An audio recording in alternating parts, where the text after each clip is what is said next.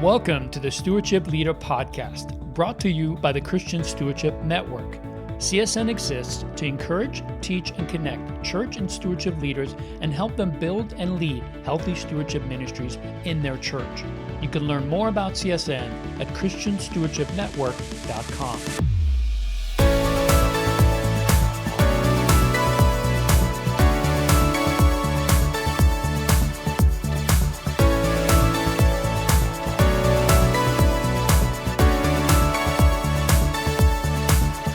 Well, hey everyone, thank you for joining us. My name is Leo Sabo, and I am your host for today's conversation.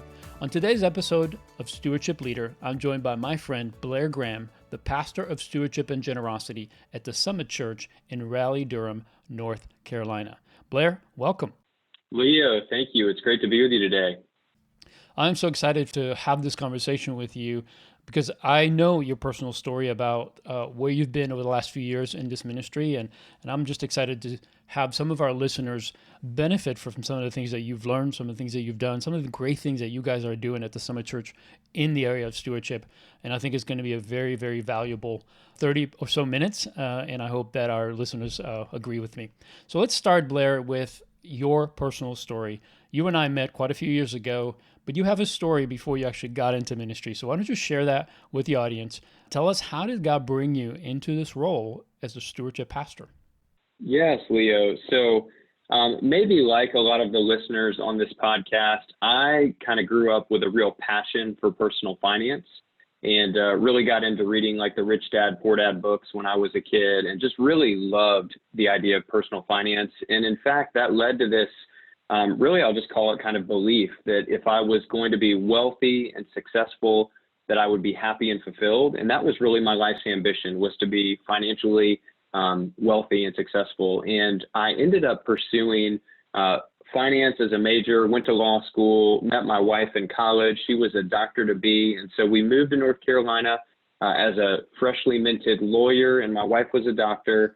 And seemingly we had life figured out. We were making a bunch of money, going to all the fancy restaurants, and bought a new house and a new car. And surely, Leo, this would make me happy and fulfilled. But about a year into that journey, we had not been to church in a long time. I would have told you I was a Christian, but I had no personal relationship with God. I wasn't living my life for God. In this kind of season of just feeling empty, we said, hey, we're gonna go find some purpose and meaning. And we said, we're going to start volunteering in the community with the Special Olympics. My wife was going to join the junior league, and we said, hey, we're Christians, and one day we'll have kids, and they need to know about Jesus and church, so we should find a church. And we had no clue where to go. Some people we met that we found out were Christians, we asked them where we should go, and surprisingly, they said, hey, don't go to our church, but go to this church called the Summit Church. And they said they'd heard amazing things. Yeah, we showed up at the Summit January 5th of 2008, and we heard this message unlike anything we had ever heard before about Jesus and his desire to have God's desire to have a personal relationship with us through Jesus. We saw people worshiping in a way that we had never encountered. And we just felt kind of a presence, like something was happening in this place. We got invited to a small group, Leo. And that night at the small group, we just observed that these people had something we didn't have. They had this faith, this hope, this relationship that we wanted. And so after, candidly, several weeks, we recognized that we actually weren't Christians and that we wanted to surrender our lives to Jesus and experience this. And so that was kind of my journey to becoming a Christian. And what's so relevant about that as a lead-in to how I got involved in the stewardship ministry is right after I became a Christian, our pastor preached on the topic of generosity. And he preached out of Malachi chapter 3. And in Malachi chapter 3, the Lord says to bring the full tithe into the storehouse, that if we're not honoring God with that full tithe, that we're actually robbing God. And he said to test him in this. And he says, test me in this and see if I won't open the windows of heaven to the point that there's no need, and to rebuke the devourer. And the pastor very clearly just said, hey, if you've never done this, test God and try it. And so Leo, I went to my wife and I said, hey, we've never given. In fact, we were really stingy because any dollar I gave away, Leo, was a dollar I didn't have to build my mission statement, right, of wealth. Yeah. And my wife said, hey, I fully trust you with whatever you want to do. And we went from kind of non-givers to tithers overnight. But the thing that was so remarkable is 2 weeks later, Leo, I had this revelation that I had not checked my bank account or my retirement accounts in 2 weeks. And for some of us, like when my identity was wrapped up in my money and my wealth and my security in that, God just kind of showed me in that moment, hey, you can trust me and not your finances. And so that began this journey that my wife and I have personally been on around generosity. And kind of a couple months later, I saw in the bulletin that there was a class that was offered at our church, Leo. It was a Crown Financial Ministry class on getting out of debt and having a budget and a plan. And I said, wait a minute, I know all about personal finance. Let me go get involved. And by the grace of God, one of the elders was leading that class. And he pulled me aside and said, hey, I would love to help you learn about this and allow you to participate. And he really started to personally disciple me in stewardship and generosity through this class, and kind of, ended up kind of serving with him, leading under him, learning from him. And eventually I found myself kind of co-leading this ministry kind of several years down the road. And that was kind of my entry point into stewardship ministry. Wow. Well, that story will preach, my friend. That's a great story. I think there's some similarities that I just want to touch on. So many of us have that encounter with God where we're building our own kingdom, we're building our own barns, and then God just brings about this opportunity for us to understand and to see the truth. And as we do that, we can see ourselves for who we really are. And then we realize, man, we're not okay. Like, we need more than this. We need God. And so I'm so grateful that God met you there. I'm grateful that you walked this path. And I'm grateful that you're at the summit, because I know the things that are going on over there, and I know the things that you guys are involved in personally. So very excited for you because of the season that you're in. Now, let's talk a little bit about, as you got into the stewardship ministry, you mentioned this elder that mentored you, brought you about. How did you transition from being an attorney into a stewardship pastor? Tell us that story. Yeah, great question. So really kind of as a new believer and as someone that was growing and learning in my faith quite a bit, I really began wrestling with what it meant to be fully all in for Jesus. So probably a question that a lot of people have, which is, if I'm really sold out for Christ, can I be in the marketplace? Can I be an attorney? Can I be a businessman? Or do I need to be a missionary or a pastor? Or how do I navigate that? And I read a really formative book in my life called Radical by a guy named David Platt. And one of the challenges in that book was to go on a mission trip. And at the time, I kind of transitioned out of law into commercial real estate brokerage, and kind of didn't think I'd be able to go on a mission trip because I was running my own business, but really felt like I needed to do that. And on that trip, God really affirmed for me the value of being a business leader that was faithfully living on mission for Christ in business. And so I said, hey, God, you called me into business. This is what I have a greater confidence on after this mission trip. And at the time, again, I had just been kind of leading these Crown Financial Ministry classes. We had started to do some Financial Peace University classes at our church. And so I was leading those, and our church got to a crossroads where they said, hey, we believe that God is calling us to more intentionally disciple and lead our church in stewardship and generosity. That's and so awesome. we were launching a new generosity initiative. It was going to be a 2-year initiative, and the executive pastor said, hey, I don't have the time or space or margin to run this big stewardship initiative. And instead of paying like a consultant or somebody to run it for us, the elders said, hey, why don't we bring on a pastor to help run this and then start to build out a stewardship ministry at our church? And so they approached me. I mean, I remember the conversation. It was like, hey, this is going to feel like it's coming out of left field, this whole conversation. And it did. But they said, we really feel like God is calling us to disciple our church in this. And we feel like God may have given you the gifts and the abilities to really lead out and serve our church. And, candidly, Leo, when you've left a career like the law field to go start a business as a commercial real estate broker, and by the grace of God, that's going well, and you go on a mission trip, you get affirmation, this is where God wants you. And then when your church approaches you and said, hey, we think God's calling you to be a pastor, it can be a little disorienting. But the Lord just made it very clear after a series of time that this was what he called me to. And so I said yes to that. And I started as the full-time first stewardship and generosity pastor here at the Summit Church in October of 2012. So that was when I started, and that was kind of how I got into this ministry. Wow. We didn't have a roadmap. We didn't have a plan. We didn't exactly know what that meant, other than we were trying to execute a 2-year generosity initiative. And that was kind of going to be one part of the foundation. Yeah. There's something very unique about your story, because there's not many church leaders that don't just want to do a capital campaign, that they actually said, we want to build out a stewardship, a discipleship ministry that focuses on this area of finances. And I think that's unique. I know there are pastors out there, there's many of them, pastor that I have had for years, of course, Pastor Robert gets it. And many of the people that we know, their senior pastor gets it. That's why they have a stewardship ministry. But I think the thing that you and I have seen over the years is how many senior leaders and how many stewardship-minded people really kind of struggle with, how can I get my senior pastor or my executive senior team to understand the value of this? And the fact that your team saw that and reached out and said, let's find somebody to do this, that's very unique. That's usually not the way it goes. It usually goes the other way around. Somebody's knocking on the door and saying, hey, this is important, we should be doing this. And they finally come around to it. So very excited, because that means that your church got it. And as soon as they got it, they hired someone. And now, of course, they continue to support it because it came from them. They got it. And I think that's really, really cool. So tell me about the initial first few days of the ministry. I know you were doing some Crown classes already, so there was already some kind of momentum, some kind of program going. Then you said you were doing some FPU. Tell us about the first year to 2 years. What was it like? How did you approach doing the ministry? Did you have some help? Did you reach out? Did you get some counseling from somebody or some help from some other people that were doing it? Tell us about that.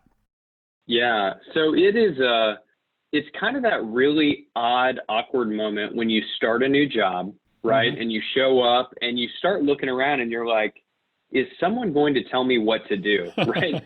What exactly am I supposed to do here? That's good. So I had kind of some marching orders and a vision, but I did not have a strategy or a plan on what to do. Right. And really just in an amazing way of how God works, I found out that in our town, there's another church that had actually a stewardship leader. And so I got connected to a guy named Derek Sisterhen, who was at a local church here called Hope Community Church. And I said, hey, I hear you're running a stewardship ministry. Can we talk? He was gracious to have lunch with me.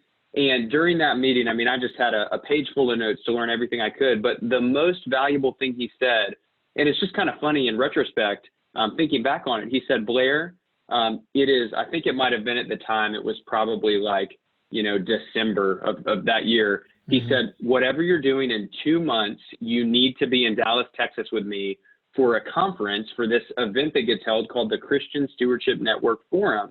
And I said, Derek, that's like 2 months away and I don't have funding or anything. He said, what, you got to be here. This has changed my ministry. And so I kind of went back, I made plans. We worked it out for me to get there. And I think I even roomed with Derek. He just said, hey, you can stay in my room for free.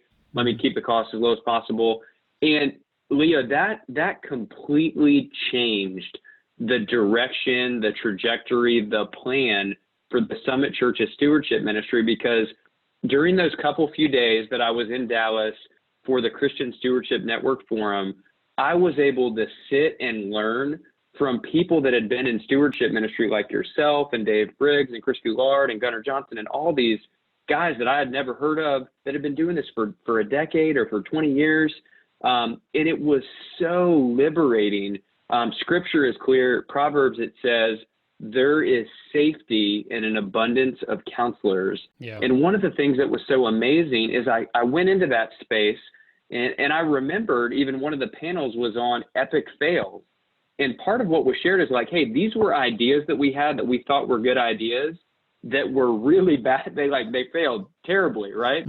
And there's so much safety in learning from others and then getting that experience to say, hey, what worked for you, Leo? What worked for you, Gunnar? Chris, what worked for you? And so I'm not trying to, overtly come to the CSN Forum, but I am. When people say, how do I build a stewardship ministry? I say, this is the thing that completely changed our church for a stewardship ministry, and I would highly commend it to you. And so that was a very, very formative thing for me to come to the forum. And so I'd commend it to you as well. Yeah, I couldn't agree more. I mean, CSN meant so much to me when I first started back in 2006. I went to the 2007 forum, and I mean, I had no idea that there were so many people. Now, still wasn't a lot back then. It was maybe 30 or 40 or so. And half of them were people from Crown or from Financial Peace University, Dave Ramsey's organization. So there were people from different organizations that were creating curriculum. So some of them were what we would call vendors or sponsors, but a lot of them that I got to meet back then helped me because they became my lifeline. They were the people that I would say, hey, I'm doing this and it's not working. Can do you have any ideas? And it always helped because most of these guys were just a few years ahead of me. So I was literally avoiding like big landmines by learning from them and then taking what I learned from them and even taking some curriculum. I mean, Dave Briggs has been instrumental to helping me to have a successful coaching ministry. I worked for 3.5 years trying to make it work, and it was okay, but it was not, in my mind, successful. And I talked about that in other podcasts, but it was my conversation with him and finding out that 7 years earlier, he was walking the same exact path I was and had come to the same conclusion. But the only difference is that he had time to solve the problem. And so because he created a solution for it, now, instead of me trying to create the same thing, which I already had started, he just gave me the content. And he's like, if you do this and you do it this way, this is going to change the success that you're having. And I thought, great, I'll come get it. I got it. And it literally changed the way we were doing ministry. And I just want to emphasize what you said is CSN is not just about this event. It's the relationships. Yes, that 2.5 day event is very intense. There's a lot of information, a lot of relationships that are being built, but it's that relationship that we have with each other that helps us as we walk this road out. Because it's not like youth ministry. It's not like children's ministry. There's just not that many resources out there. So CSN is a great resource. There's great people that are involved in it. And I just want to, again, say the same thing as you do. We highly recommend you attend this forum coming up in March of 2020. It'll be in Louisville, Kentucky, and we'd love to have you there. If you're a stewardship leader or you're interested in this topic and you're even listening to this, I think it's like a family reunion. You realize you're home. So love to have you there. All right. Well, let's dive back into those initial initiatives that you had at the church. And then what was the experience like? What did you gain in those first years or so as you were learning about and even getting information from other stewardship leaders through CSN? What did you use? How did it work? And then what changes did you need to make a year, 2 years into the program? Yeah. The first thing that happened was I was on a quest. You talked about finding the best resource or finding the right resources, and just there weren't a ton in the stewardship ministry. And so I kind of had thought, Leo, in my mind that there must be one perfect class, right? There's one class that we need to really implement at the Summit Church. And what was so helpful is at the forum, because it was a conversation, I got to engage Dave Briggs kind of on that topic. And I said, Dave, I'm trying to find the perfect class. What is it? We're doing this one class here. We're having some challenges. And he kind of gave this analogy to me that was so helpful at the time. He said, think about what you need when you're playing golf, right? You have a bag of golf clubs. And he said, every club in your bag is useful for a certain thing. So when you're on the tee and you're driving the ball, you're going to use your driver for that. You're probably not going to use your 5-iron, right? You're not going to use your putter. When you get to the green, you need a putter. You don't need your 3-wood, right? And he said, I want you to think about that with stewardship classes. He said, for example, Financial Peace University does a phenomenal job at engaging people with the emotional aspect of money, right? It's going to have some really practical things. It's going to help you deal with the emotional side of money. That's a really good golf club to have in your bag, right? That's a good thing that's going to serve a lot of people in your church. He said, Crown Financial Ministry does a phenomenal job getting at the heart of what does God's word say about personal finance. And so that may be a good club to have in your bag. And so that was very freeing, Leo, to be able to navigate that. And so that proved to be just an invaluable learning for me, because kind of coming out of the forum, like you said, it was a fire hose of information coming at me. You just don't know what to do. And in some ways you can feel very defeated, like, man, I just talked to these stewardship ministry leaders who have been doing it for a decade, and they've got all these classes and they have this plan, and I've got one class and I don't know what to do next. And I really just kind of made this commitment going there and saying, what's maybe one or two small things I can do that I could take away from this and that I could go back and apply it at our church. And really, we've just had that mindset of if we could apply one or two things each year and improve it and make it better, and then do those things consistently, that we're going to eventually build out a really effective ministry to serve our church. And so that's kind of how it started at the beginning, was picking a small thing, having some freedom to do that, and then take some chances on things based on what I'm learning from other churches. That's great. There's a lot of wisdom in what you just said, because I think there is this desire for us to hit the ground running. We always somewhat feel like we're so behind that we're not going to, especially if we're at a large church, it's so hard. How are we going to reach 10,000 people, right? And we are looking for that one thing that we can offer to 3,000 people at one time. But in reality, it's an unrealistic thing to think that you're going to have 3,000 people in a room and every single one of them is going to get exactly what they need from one curriculum. It doesn't matter how fantastic it is. People are different. They're in different seasons. They have different emotional things that they're going through. And finances and emotion and the practical side and the biblical side, all of that plays into it. So I love that you said, yes, I could be overwhelmed. There's so much content information I learned and I could feel defeated, but yet you said, I'm just going to be faithful with what I have and I'm going to build it over time. And that's good advice for people starting this ministry, or even if they started a year or 2 or 3 years ago. Just build it, learn and continue to build it. That's exactly what I did at Gateway. I tried stuff and then when it didn't work, I stopped doing it and I tried something else. But you have to resist that temptation to try to reach everybody at once. Build something that will stand. And I think if you build a good foundation and you build it systematically and intentionally, you'll have a ministry that's actually going to impact the culture. It's not, hey, this great class, that's great marketing, and then it just kind of fizzles out and nobody's life really changes. I love that you brought that up because that's such an important part of building a healthy stewardship ministry. All right, so share some of the major challenges that you had. Of course, you were building this thing, so I'm sure you had some failures, unfortunately, because we all do. So talk about some of the changes that were going on in the ministry. How did you go through those? How did you keep the ministry culturally relevant and impactful so that it eventually became a cultural part of the church? Yeah, that's great. So one of the things that I kind of assumed, Leo, as a new stewardship ministry leader was I could look at a great class that was working really well at another church, right? Maybe a class at Gateway or a class at a different church and say, hey, this is the playbook. It's been tried and true. Let me just apply it to what we're doing and take it and plug it in. And the thing that happened to us is there was a time at our church where classes were something that we did with more regularity, but there just became this great shift away from people at our church wanting to come to a weekly class and really kind of everything getting pushed into a small group ministry model. And so that just created a new challenge of how do you get this content and this teaching to members of our church that want to grow, but they're not willing to come out for kind of a weekly commitment. And let me give you a great example. Trish Crosley, who at the time was serving in New Hope Church's stewardship ministry. She was serving there, leading there. She developed this phenomenal budget workshop. And I said, man, this is great, right? This is kind of the financial bedrock of a foundation starting point for people, is to learn how to budget. I said, we don't have a tool. We're going to work that. We took her tool. She said, hey, you can have it, use it, do whatever you want. And we applied it. We could not get people to come out to this budgeting workshop. I mean, the people that came are like, man, the content's great and this is so helpful.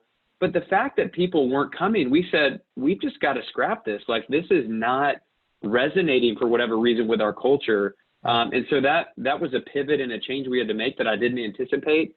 The other big thing that we've had to develop and modify to fit in with our culture here at the Summit is we had to find ways to leverage technology to engage our people with stewardship teaching and education in ways that we had never done so before. And so kind of the ways that we've done that, Leo, is one is we realized that there was some really great content that was out there for stewardship articles and different posts that were coming out. But we said, what if we curate that content? What if we try and assemble the most relevant content that we're finding and use it as a tool to disciple our church with? And so we created this tool called the Stewardship Digest, which is kind of a stewardship newsletter. It goes out once a month, and it's become a very effective way for us to engage our members, to serve the greater stewardship community as we curate those content, and then for us to be able to put out our own articles. And so that's been a big way. And then a second way that we've done that is we've tried to leverage things like our current online giving platform. And we realized that when someone gives a gift on online gift, we had the ability to edit or modify the email receipt that went out. And we said, what if every email receipt, maybe every couple weeks, every 3 weeks, we modified that said, because of your generosity, right? You just gave a gift. Because of your generosity, this thing happened, right? Mm-hmm. And maybe that was all of these kids got to go to camp and learn about Jesus, and people came to faith. Maybe we were able to launch a new campus because of their generosity. And so that has become an amazing medium to be able to communicate in a succinct way, to make the connection of, because of your generosity, God is doing these things. Mm. And so those are kind of two ways with technology that we've really tried to be able to integrate into our members' lives in the spaces that they are when we couldn't get them to come out to a class. That's really good. Leveraging this action of people giving and then recognizing it, not in a way that says, hey, thanks for the gift, but actually to help them see that their gift wasn't just given and went into this void somewhere, and hopefully it did some good, but actually saying, because of your gift, this is what happened. So many of us that are generous, that we not only give to our church on a regular basis, but even go beyond that. I think a lot of times the people that are asking for these funds forget to say, hey, here's what happened with what you gave. And I think that would motivate us to give even more. So you guys have leveraged that in a way that not only continues to develop this generosity in people, but also lets them know there's a ministry specifically designed to help you in this area. Not just to be generous, but even to manage money and to learn about legacy and learn about, setting an estate plan in place and so many other things that your ministry now can do. And it's not just to people who are broken financially. It's for anybody. Right. So I love the way you guys leverage that. And just the other thing that you mentioned, the Stewardship Digest is something that I subscribe to. And I love when I get it because it's not just your stuff. It's stuff that you guys also take from different areas, throughout the U.S. And so sometimes it brings on an article that I would have missed, but you bring it in, I get to read it because it was from another church or another organization. And I love that you guys are sharing that, not just with your stewardship community, but with the church, with the whole church. And so that makes it relevant and cultural, and that's just fantastic. Tell me a situation where things didn't go as you planned, and what did you do to meet that challenge, especially in the area of building a ministry, maybe related to volunteers, and just this transition from doing classes to more of how do we create things to put into small groups? Yeah.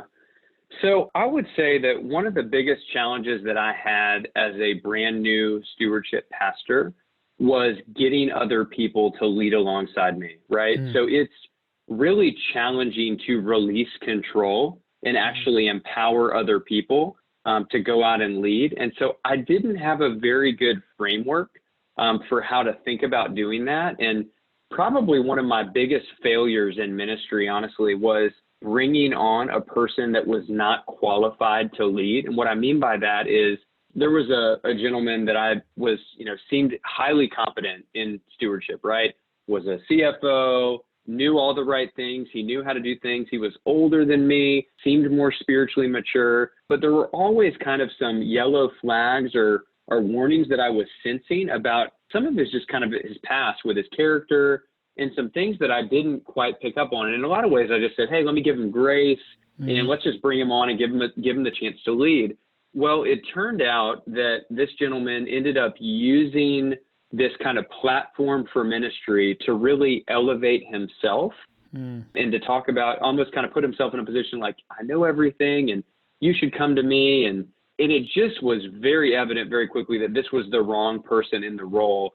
And so fortunately, somebody in that class kind of notified me of that, and we were able to make the transition. But the thing I learned, kind of the big lesson on that, is there's a tendency in stewardship ministry to assume that if someone is competent or really smart financially or with numbers, that they're the right person that you want to have serving or leading in the ministry. And that was just candidly the wrong approach we're very much looking for somebody that loves Jesus and has a heart for discipleship.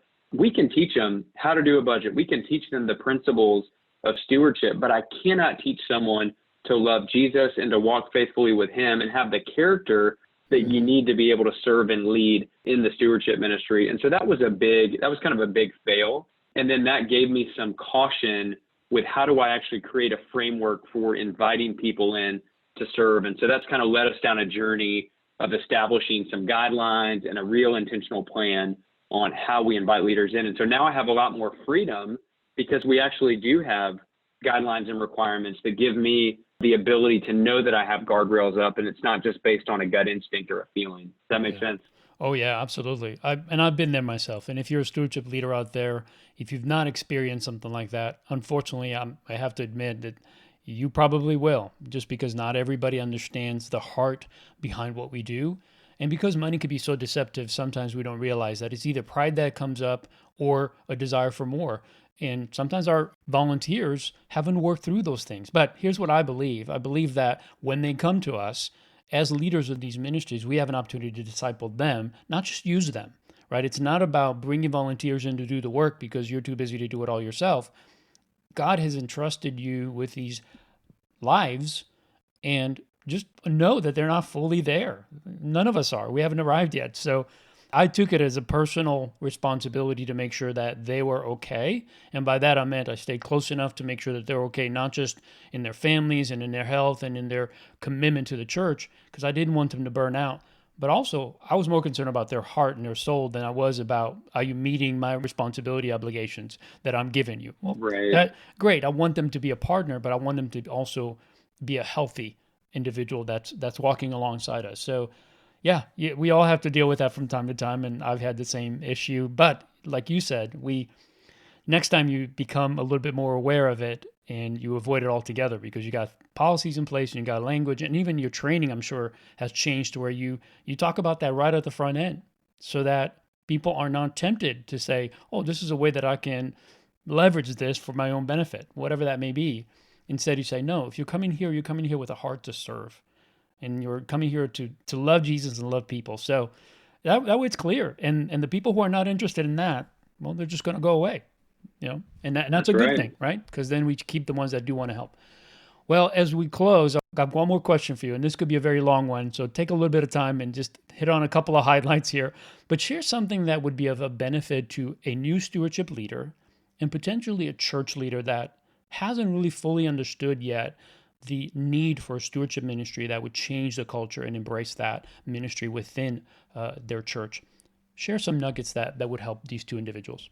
Sure. Yeah, I've got three that I would give you just kind of coming to me right now. So the first one would be, and we talked about this on the front end of the podcast, commit to attending the CSN Forum this March in Louisville, Kentucky. That will not only change the shape of your ministry, but that will give you an opportunity to really learn from other churches that are doing it well and others that are struggling, how you could apply this directly to your church. The big learning that I've had in that is don't come alone. Don't come to this alone. Bring a volunteer, bring a fellow staff member. That will give you someone else with excitement around this, and then also give you accountability to apply these things and to take a next step. So that's huge. Come to the forum. The second thing I would tell you, and we've tried to do this through our Stewardship Digest, is leverage the great resources that already exist. So CSN is committed to this podcast. They're committed to the blog post and the resource list that the team has put together. Take advantage of that. Those are ways that you can learn. You can go to one place and easily find stuff. This Stewardship Digest that the Summit Church puts out, if that's valuable to you, subscribe to it. And anything that's helpful for your church, take it, make it your own. You don't need to give us credit. The point is we're just trying to share and to teach others. And so use that. Find resources like that exist and use them to disciple and encourage your church with. And then the third one is I would look for current ways in your existing, what we call our stewardship system, that you can engage and disciple your church in stewardship and generosity. And so like low-hanging fruit might be this online giving receipt idea. You probably already have online giving at your church. See if there's an ability to modify the receipts. That's a real simple way to do it. Another thing is look at your church's online giving page. What does that look like? Are there ways to incorporate some stewardship teaching or resources or tools there? Maybe that's an easy thing to do. Another thing to think about is, what does your church do for somebody that gives a first-time gift or maybe a big gift? Do you send them a thank you? Do you have any intentional process? Do something with that, right? These are people that are already telling you, hey, I'm interested in stewardship and generosity, right? I'm giving to the church, and thank them and encourage them. And then the final one, many of our churches, the Summit Church was the top of this list, would send out an annual tax statement once a year, right? So the only way that your members have any clue what they've given, unless they dug into your online website, was, in February of the next year, they got a little tax piece of paper that just said, hey, this is what you've given. Take advantage of the fact that how are you going to encourage people to give and to engage in this if they don't even know what they're doing as the year goes on? And so we've tried to adopt this idea of sending a quarterly giving statement to give them the practical of, hey, what is the amount that you've actually given so you know, and then let's connect it to what God is doing through your generosity. And so those are just a few nuggets. There's so many more I'd love to share with you through mistakes we've made and things that we've learned from other great leaders, but I hope those are a blessing to your ministry. Wow. That's good stuff, Blair. So appreciate your heart to not only serve your church, but really be a resource for other churches. And I love what you guys do. And I know you have a chance many times to connect with other churches that are connecting with you and saying, oh, guys, I see what you're doing. And can I get some of this from you so that I can also use it? And you guys freely give that. And that's what I love also about CSN is that there are so many churches and so many individuals that are running these ministries at their own churches that have created content that they're willing to just give you. So come be part of CSN, come get involved with some of the leadership and some of the people that are part of this organization, and you'll probably have enough resources to run the first 2 to 3 years of your ministry. Again, it's not about taking and copying somebody's stuff, but there's just a lot of good foundational teachings there that you can take and use in your own church and tweak it and make it your own. And that's what all of us really want to do, is just resource you and help you to be better at this calling that you have to be a stewardship leader. Well, Blair, I want to thank you so much for taking the time. I know you're a busy guy, but I know how much this means not only to me, but also to those that are listening, because we're learning from each other how to do ministry better. And I think that serves the kingdom, and I think God just is pleased with that. So thank you for your faithfulness. Thank you for everything that you do. And thank you for taking the time to be on the show today. It's my joy, Leo. Can't wait to see these listeners at the forum here in March in Louisville. Looking forward to it. Awesome. Me too. Well, I want to thank you for joining us for the Stewardship Leader podcast. If you found this episode helpful, please share it. You can share it with a stewardship leader or perhaps with your executive pastor or the senior pastor of your church.